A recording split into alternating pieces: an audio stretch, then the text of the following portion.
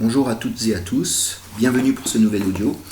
Alors aujourd'hui je vais faire la 6e lecture sur ma chaîne et aujourd'hui je vais vous lire l'article Polythéisme du dictionnaire philosophique de Voltaire qui date de 1764. Donc moi j'ai l'édition de 1867, un siècle plus tard. Et Voltaire, c'est un grand philosophe français, né en 1694 et mort en 1778.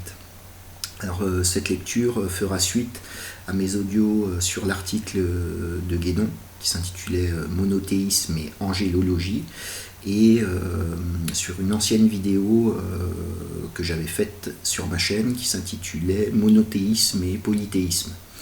Voilà, donc avant de commencer, comme d'habitude, petit pouce en l'air, abonnez-vous si ce n'est pas déjà fait et je vous mettrai le lien de mon Tipeee et de mon dernier livre pour ceux qui veulent soutenir mes travaux.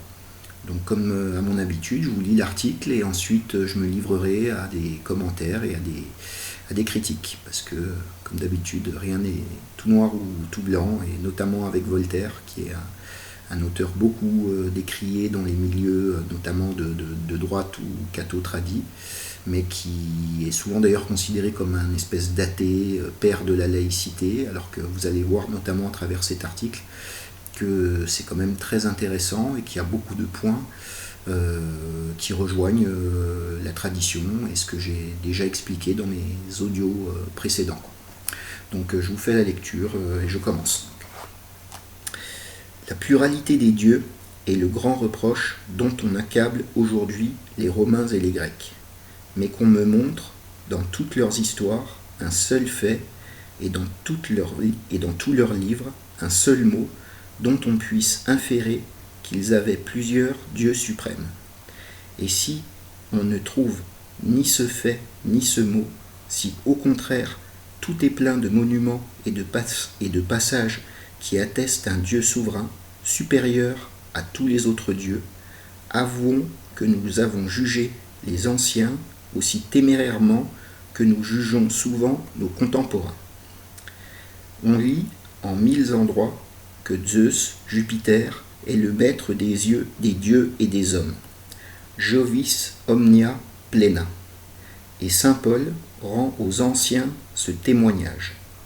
In ipso vivimus movemur et suremus ut quidam vestrorum poetarum dixit. Désolé pour mon latin horrible. Alors la traduction, c'est « Nous avons en Dieu la vie, le mouvement et l'être, comme l'a dit un de vos poètes. » Après cet aveu, oserons-nous accuser nos maîtres de n'avoir pas reconnu un Dieu suprême ?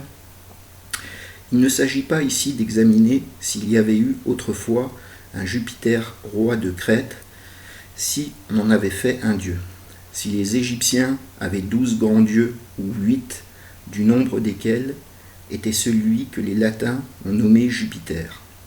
Le nœud de la question est uniquement ici de savoir si les Grecs et les Romains reconnaissaient un être céleste, maître des autres êtres célestes.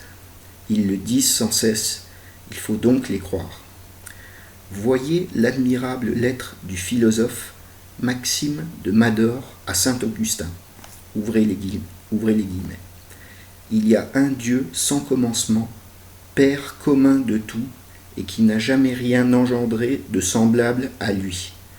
Quel homme est assez stupide et assez grossier pour en douter ? Fermez les guillemets. Ce païen du IVe siècle dépose ainsi pour toute l'Antiquité.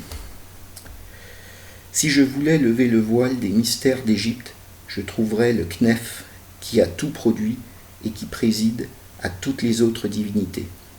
Je trouverais Mitra chez les Perses, Brahma chez les Indiens. Et peut-être je ferais voir que toute nation policée admettait un être suprême avec des divinités dépendantes. Je ne parle pas des Chinois, dont le gouvernement, le plus respectable de tous, n'a jamais reconnu qu'un Dieu unique depuis plus de 4000 ans. Mais tenons-nous-en aux Grecs et aux Romains qui sont ici l'objet de mes recherches. Ils eurent 1000 superstitions. Qui en doute? Ils adoptèrent des fables ridicules. On le sait bien. Et j'ajoute qu'ils s'en moquaient eux-mêmes. Mais le fond de leur mythologie était très raisonnable. Premièrement, que les Grecs aient placé dans le ciel des héros pour prix de leur vertu, c'est l'acte de leur religion le plus sage et le plus utile. Quelle plus belle récompense pouvait-on leur donner? Et quelle plus belle espérance pouvait-on proposer? Est-ce à nous de le trouver mauvais? À nous qui, éclairés par la vérité, avons saintement consacré cet usage que les anciens imaginèrent? Nous avons 100 fois plus de bienheureux à l'honneur de qui nous avons élevé des temples que les Grecs et les Romains n'ont eu de héros et de demi-dieux. La différence est qu'ils accordaient l'apothéose aux actions les plus éclatantes et nous aux vertus les plus modestes. Mais leurs héros divinisés ne partageaient point le trône de Zeus, du démiurgos, du maître éternel. Ils étaient admis dans sa cour, ils jouissaient de ses faveurs. Qu'y a-t-il à cela de déraisonnable? N'est-ce pas une ombre faible de notre hiérarchie céleste? Rien n'est d'une morale plus salutaire et la chose n'est pas physiquement impossible par elle-même. Il n'y a pas là de quoi se moquer des nations de qui nous tenons notre alphabet. Le second objet de nos recherches est la multitude des dieux admis au gouvernement du monde. C'est Neptune qui préside à la mer, Junon à l'air, Éole au vent, Pluton ou Vesta à la terre, Mars aux armées. Mettons à quartier les généalogies de tous ces dieux, aussi fausses que celles qu'on imprime tous les jours des hommes. Passons comme condamnation sur toutes leurs aventures dignes des 1001 nuits, aventures qui jamais ne firent le fond de la religion grecque et romaine. En bonne foi, où sera la bêtise d'avoir adopté des êtres du second ordre, lesquels ont quelque pouvoir sur nous autres, qui sommes peut-être du 100 millième ordre? Y a-t-il là une mauvaise philosophie, une mauvaise physique? N'avons-nous pas 9 cœurs d'esprit céleste plus anciens que l'homme? Ces 9 cœurs n'ont-ils pas chacun un nom différent? Les Juifs n'ont-ils pas pris la plupart de ces noms chez les Persans? Plusieurs anges n'ont-ils pas leurs fonctions assignées? Il y avait un ange exterminateur qui combattait pour les Juifs, l'ange des voyageurs qui conduisait Tobie. Michael était l'ange particulier des Hébreux. Selon Daniel, il combat l'ange des Perses, il parle à l'ange des Grecs. Un ange d'un ordre inférieur rend compte à Michael dans le livre de Zacharie de l'état où il avait trouvé la terre. Chaque nation avait son ange. La version des Septante dit dans le Deutéronome que le Seigneur fit le partage des nations suivant le nombre des anges. Saint Paul, dans les Actes des Apôtres, parle à l'ange de la Macédoine. Ces esprits célestes sont souvent appelés Dieu dans l'Écriture, Elohim, car chez tous les peuples, le mot qui répond à celui de Théos, Deus, Dieu, ne signifie pas toujours le maître absolu du ciel et de la terre. Il signifie souvent être céleste, être supérieur à l'homme, mais dépendant du souverain de la nature. Il est même donné quelquefois à des princes, à des juges. Puis, donc, qu'il est vrai, puisqu'il est réel pour nous, qu'il y a des substances célestes chargées du soin des hommes et des empires, les peuples qui ont admis cette vérité sans révélation sont bien plus dignes d'estime que de mépris. Ce n'est donc pas dans le polythéisme qu'est le ridicule, c'est dans l'abus qu'on en fit, c'est dans les fables populaires, c'est dans la multitude de divinités impertinentes que chacun se forgeait à son gré. La déesse des tétons, Dea Rumilia, la déesse de l'action du mariage, Dea Pertunda, le dieu de la chaise percée, Deus ter cutium, le dieu paix, Deus crepitus, ne sont assurément pas bien vénérables. Ces puérilités, l'amusement des vieilles et des enfants de Rome, servent seulement à prouver que le mot Deus avait des acceptions bien différentes. Il est sûr que Deus crepitus, le Dieu paix, ne donnait pas la même idée que Deus divum et hominum sator, la source des dieux et des hommes. Les pontifes romains n'admettaient point ces petits magots dont les bonnes femmes remplissent leur cabinet. La religion romaine était au fond très sérieuse, très sévère. Les serments étaient inviolables. On ne pouvait commencer la guerre sans que le collège des Fétiales lui déclarât juste. Une Vestale, convaincue d'avoir violé son vœu de virginité, était condamnée à mort. Tout cela nous annonce un peuple austère plutôt qu'un peuple ridicule. Je me borne ici à prouver que le Sénat ne raisonnait point en imbécile en adoptant le polythéisme. On demande comment ce Sénat, dont 2 ou 3 députés nous ont donné des fers et des lois, pouvait souffrir tant d'extravagance dans le peuple et autoriser tant de fables chez les pontifes. Il ne serait pas difficile de répondre à cette question. Les sages de tout temps se sont servis des fous. On laisse volontiers au peuple ses Lupercales, ses Saturnales, pourvu qu'il obéisse. On ne met point à la broche les poulets sacrés qui ont promis la victoire des armées. Ne soyons jamais surpris que les gouvernements les plus éclairés aient permis les coutumes, les fables les plus insensées. Ces coutumes, ces fables existaient avant que le gouvernement se fût formé. On ne veut point abattre une ville immense et irrégulière pour la rebâtir au cordeau. Comment se peut-il faire, dit-on, qu'on avait vu d'un côté tant de philosophie, tant de science, et de l'autre tant de fanatisme? C'est que la science, la philosophie, n'était née qu'un peu avant Cicéron, et que le fanatisme occupait la place depuis des siècles. La politique dit alors à la philosophie et au fanatisme, vivons tous trois ensemble comme nous pourrons. Voilà, donc c'est la fin de cet article. Alors désolé pour la lecture un peu hachée, mais en fait c'est des énormes phrases avec plein de petits points-virgules, de petites ponctuations. Et ma version du dictionnaire philosophique, c'est un énorme pavé et c'est écrit en tout petit, donc excusez-moi pour cette lecture. Mais bon, vous avez vu un peu le fond de la pensée de Voltaire, qui montre bien, comme les pérennialismes, que tous les peuples de la Terre, donc là où je mets un bémol, c'est que lui dit tous les peuples les plus policés, mais c'est plus ou moins les peuples dont il pouvait avoir connaissance de certaines sources et de certaines études à son époque, puisqu'on est au milieu du XVIIIe siècle. Et effectivement, par exemple, l'ethnologie, l'ethnographie, l'anthropologie nous ont montré également que la mythologie des peuples dits primitifs ou sauvages nous parle également d'un principe unique ou d'un Dieu créateur ou paternel à la base de toute la manifestation, quoi. Un grand esprit avec un grand E, un grand Manitou si on veut, comme chez les Indiens d'Amérique. Donc Voltaire, c'est très intéressant, reconnaît que les Grecs et les Romains, là c'est l'objet de son étude, considérés comme polythéistes, avaient parfaitement connaissance d'un Dieu suprême et créateur, donc Zeus ou Jupiter, et également des êtres intermédiaires, des êtres célestes, qui, comme dans les religions dites monothéistes, c'est ce qu'on appelle les anges. Donc là, ça rejoint tout à fait ce que dit Guénon sur le rapport entre le monothéisme et l'angélologie. Il y a un Dieu suprême et on pourrait dire ses serviteurs qui sont, comme je l'ai dit, des attributs divins, des attributs de la divinité, on peut dire anthropomorphisés, si on veut, ou imaginalisés, quoi.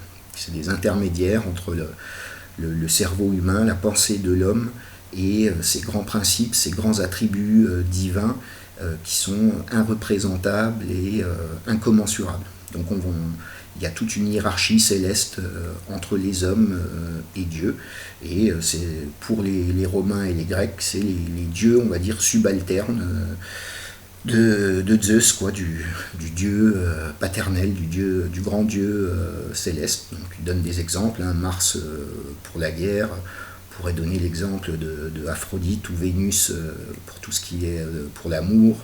Il parle de Junon, déesse de l'air. On pourrait penser à Gaïa, Déméter pour la terre, enfin, et ainsi de suite. Ça, c'est très connu en mythologie.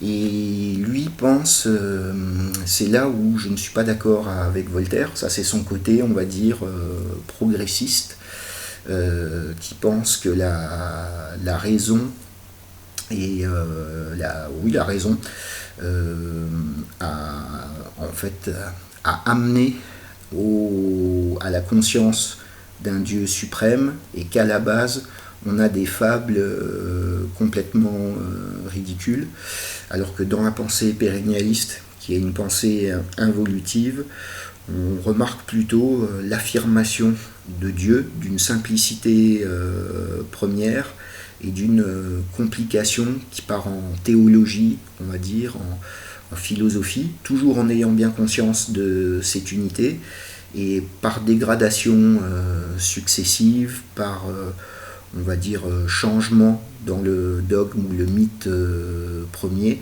Là on part vraiment, oui, dans la fable populaire, la légende. Donc là c'est rigolo les exemples qu'il donne à Rome avec le Deus Crepitus, ou le dieu de la chaise percée. Et ça on peut dire que c'est des rajouts populaires et des dieux qui sont même plus subalternes. Ça c'est vraiment des affabulations humaines, c'est comme il dit, plus ou moins des histoires de bonnes femmes qui se surajoutent au fur et à mesure du temps. Mais également chez les clercs, les théologiens, les philosophes, on a également une complexification où on va faire de plus en plus de traités philosophiques avec des grands discours. On peut le voir un peu au Moyen-Âge, où on avait une espèce de foi simple et épurée dans le haut Moyen-Âge, et on voit qu'à partir du XIIIe, XIVe siècle, on part dans de la scolastique et entre guillemets des débats infondés sur le sexe des anges. Donc ça, c'est là où je vois une différence avec Voltaire. On n'a pas le même sens de l'histoire. Lui pense que c'est la raison et la science qui va amener à un progrès, alors que pour moi la raison et la science arrivent au moment du déclin d'une civilisation, quoi. Exactement comme à son époque. Alors on ne peut pas lui reprocher à Voltaire, effectivement c'est un des précurseurs de la pensée scientifique et rationnelle, mais il ne faut pas oublier qu'au milieu du XVIIIe siècle, que ce soit le clergé ou la noblesse, l'aristocratie était en pleine décrépitude, très dogmatique, injuste. On peut penser aux petits marquis poudrés ou ce genre de choses. Et on peut comprendre que des gens comme Voltaire, qui était un esprit libre, un peu sarcastique, aient voulu mettre entre guillemets un coup de pied dans la fourmilière. Et je pense qu'il croyait vraiment au mérite de la science et de la raison, alors que l'histoire a montré que c'était faux, hein, finalement. On va vers de plus en plus d'obscurantisme.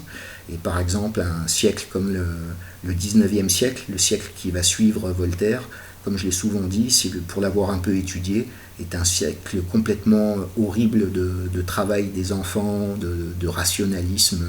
Et c'est là que sont nées toutes les superstitions modernes, notamment tout ce qui est théosophie, marxisme, New Age, socialisme, et les conditions ouvrières complètement horribles, quoi. Donc voilà. Donc c'était déjà pour vous montrer que Voltaire n'est pas du tout athée. Il a parfaitement conscience de l'unité divine. On pourrait dire un déiste qui est très sceptique. Là pour le coup c'est un vrai zététicien, donc très mal pensant, notamment à son époque, hein. Il a eu pas mal de problèmes avec les autorités. Et le reproche que j'aurais à lui faire, ce qui fait que je peux pas, même si je peux me dire voltairien dans l'esprit, c'est quand même pas ma vision du monde, qui est beaucoup plus cyclique et involutive que lui. On peut aussi penser par exemple à son amour qu'il vouait aux Anglais, à la constitution anglo-saxonne, ce genre de choses, qui finalement ont montré leurs effets dévastateurs, hein, ce qu'on appelle les valeurs de la République, la démocratie, ce genre de choses. Mais il faut bien remettre les choses à leur place. J'y aurais sûrement cru à cet avènement de la science et de la raison si j'avais vécu à l'époque de Voltaire, quoi. Où, comme je le dis, l'ancien régime arrivait à sa fin et était un monde totalement inégalitaire et injuste. Donc voilà ce que je voulais dire. Alors c'est juste un petit aperçu, hein. Là c'est juste un tout petit article du dictionnaire philosophique, qui est un énorme pavé, qui est bien intéressant. Il y a beaucoup d'autres articles que j'aime beaucoup.